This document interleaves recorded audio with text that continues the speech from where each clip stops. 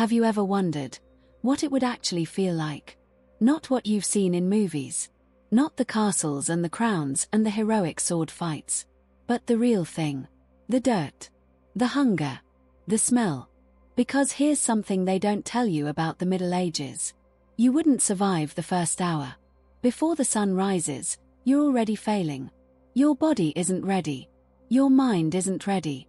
And the world you've just woken up in doesn't care. How do I know? Because today, we're doing something different. We're not just talking about history. We're putting you inside it. Step by step. Hour by hour. From the moment you open your eyes to the moment you beg for them to close again. You'll learn what you eat. Where you sleep. What happens when you get sick. And most importantly, what happens when nature calls. By the end of this video, you'll understand why indoor plumbing alone makes you luckier than a medieval king.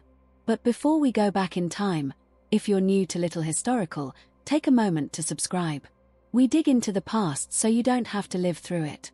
Now, take a breath. Because your first morning in the Middle Ages is about to begin.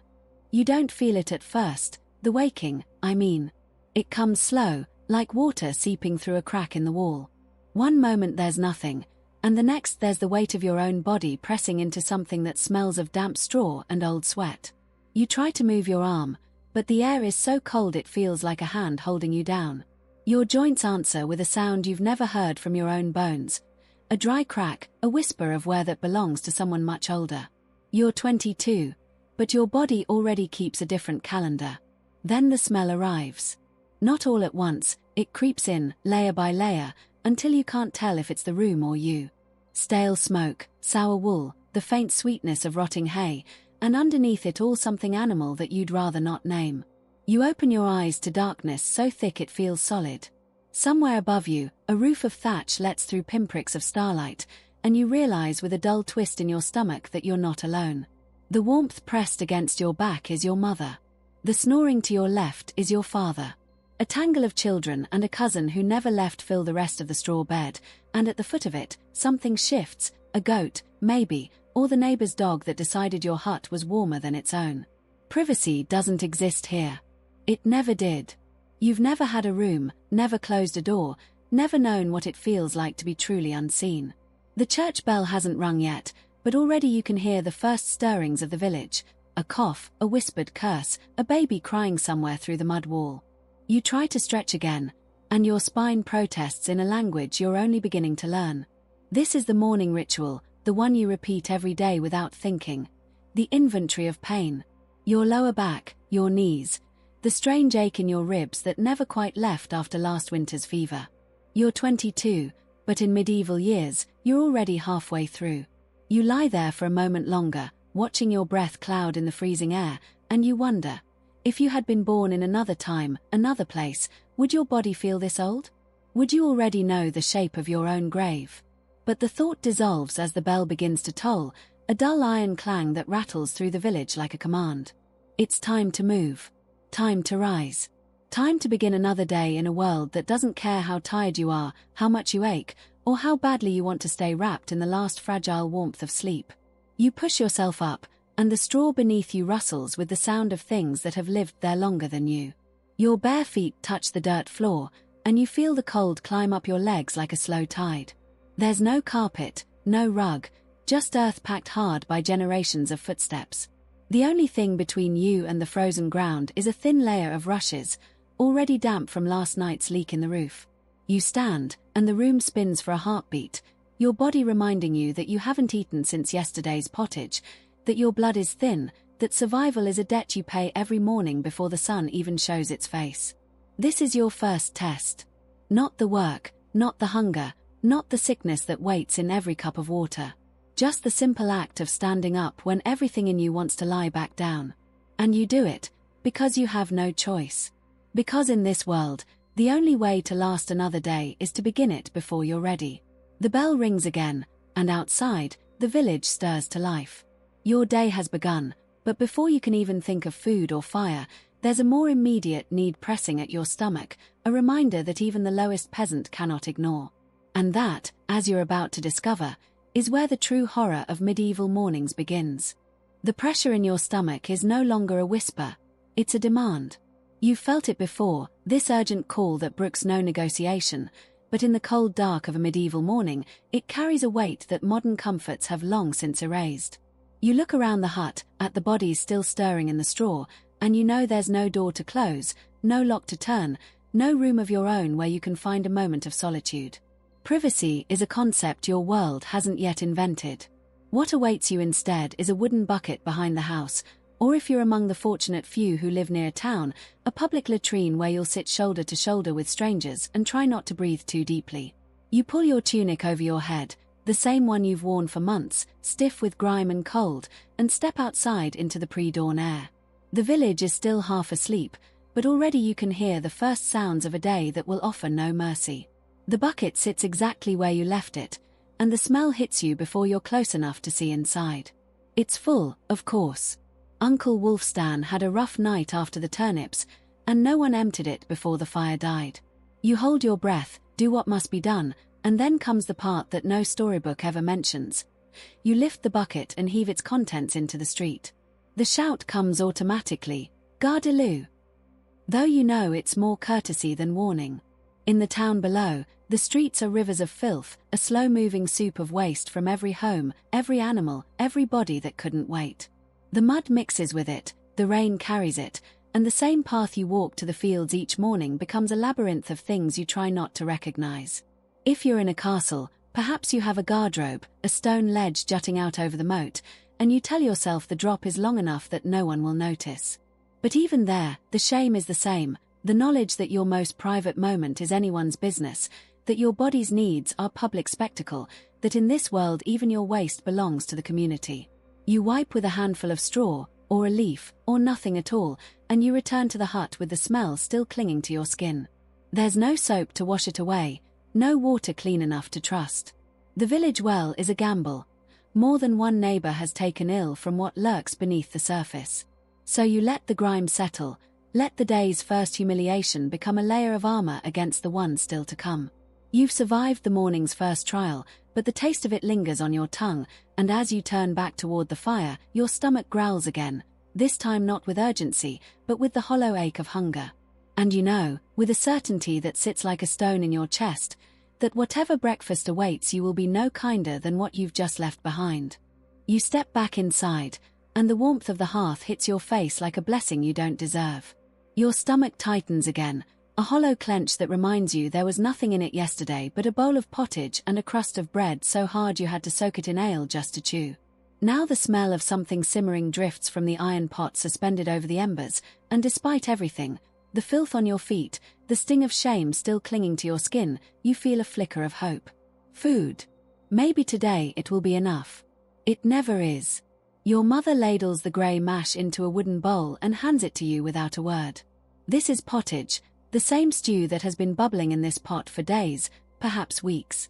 New handfuls of barley, a few shriveled turnips, maybe a bean or two if the harvest was kind, all dumped on top of what was left from yesterday and the day before that.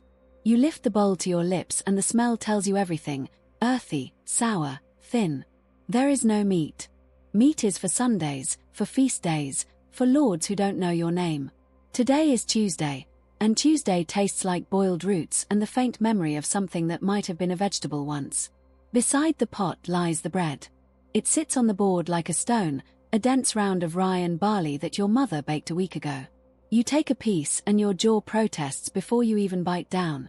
It's hard as fired clay, flecked with grit from the millstone, and somewhere in its dark crumb there might be a trace of sawdust, a secret addition from a bad harvest year when wheat was too precious to waste on peasants.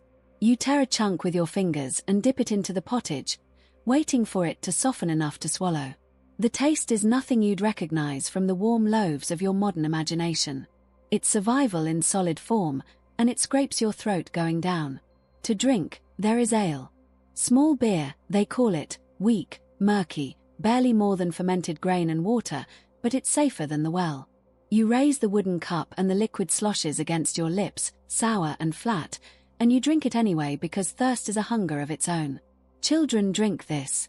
You've seen toddlers clutch their own cups before toddling off to the fields. There is no juice, no milk that hasn't soured by noon, no water you'd trust to carry anything but death. So you drink, and the ale settles in your stomach alongside the pottage, and for a moment the emptiness eases. Then your jaw throbs. You've been ignoring it for weeks, the dull ache that lives in the back of your mouth, the tooth that seems to pulse with its own dark heartbeat.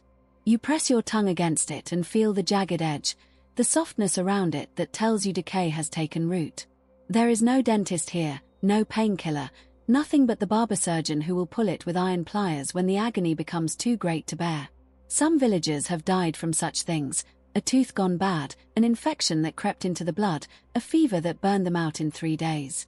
You touch your jaw and wonder if this is how it ends, not with a sword or a plague, but with a single rotten molar. Around you, your family eats in silence. No one smiles. No one speaks of the bread or the ale or the way your hand keeps rising to your cheek. Smiling is dangerous in this world. It shows what's left of your teeth, and what's left is never good. You finish your bowl and set it down, and already your mother is reaching for the pot to add more water, more barley, to keep the stew alive for another day. Breakfast is over. You are still hungry, still aching, still breathing. And now the sun is rising over the fields, and the work is waiting. The sun has climbed higher now, though you can barely feel its warmth through the wool clinging to your back. You stand at the edge of the Lord's field, a wooden plough in your hands that weighs more than anything you've ever lifted in your modern life, and already your palms are bleeding. The skin there has broken and healed so many times that the calluses form their own kind of armor. But today the wood is wet from last night's rain, and it slips, and the blisters tear open again. You don't stop. You can't stop. In the Middle Ages, stopping means someone else eats your share, and someone else's share is never enough. The field stretches before you like an ocean of mud, each furrow a small death you walk into willingly because the alternative is watching your family starve. Beside you, your father pulls the ox, if you're lucky enough to own one, and his back is bent at an angle that looks like permanent injury. He's 43, which in this world makes him ancient, a walking miracle of survival.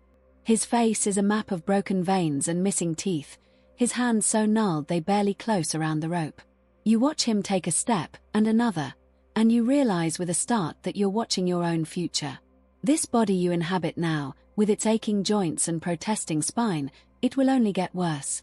The work will grind you down year by year until there's nothing left but a husk that still moves, still plants, still harvests, because there is no other choice. By midday, the sun has turned brutal.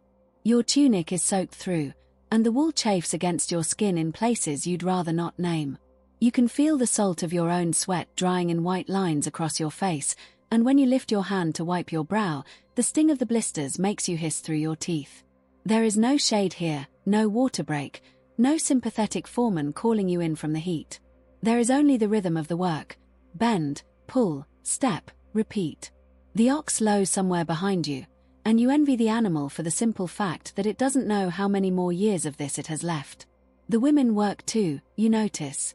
Your mother is in the next field, bent over the rows with a hoe that she swings with a force that seems impossible for her thin arms.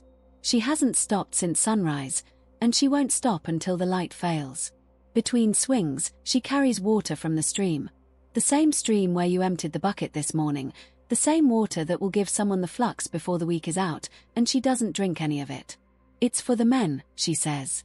The men need it more. You open your mouth to argue, but the words die in your throat. You've learned this already. In this world, there are hierarchies even within suffering. Your back screams at you by the 3rd hour. Something has shifted in your spine, the same something that went wrong last winter when you slipped on the ice carrying firewood and landed badly. The pain radiates down your leg now, a dull fire that makes your gait uneven, and you wonder how many more seasons your body can endure this before it simply gives out. The older men in the village, the ones who made it past 40, move like carved wood, each step a careful negotiation with their own bones.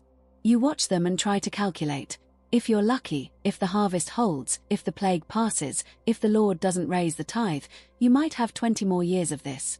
20 more years of bending, lifting, bleeding, burning under a sun that offers no mercy. Your neighbor collapses at midday. You hear the thud of his body hitting the furrow before you see it, and for a moment the whole field stops. Men turn, hooves idle, and someone shouts for water, for a priest, for anything. He's young, younger than you. and you watch as they drag him to the edge of the field and prop him against a tree. His face is the color of ash, his lips cracked, and you know without being told that this is what happens when you work too long without enough food, without enough water, without enough of anything. He'll be back tomorrow, if he wakes. Or he won't. Either way, the field will still be here, and the plough will wait for whoever can still hold it.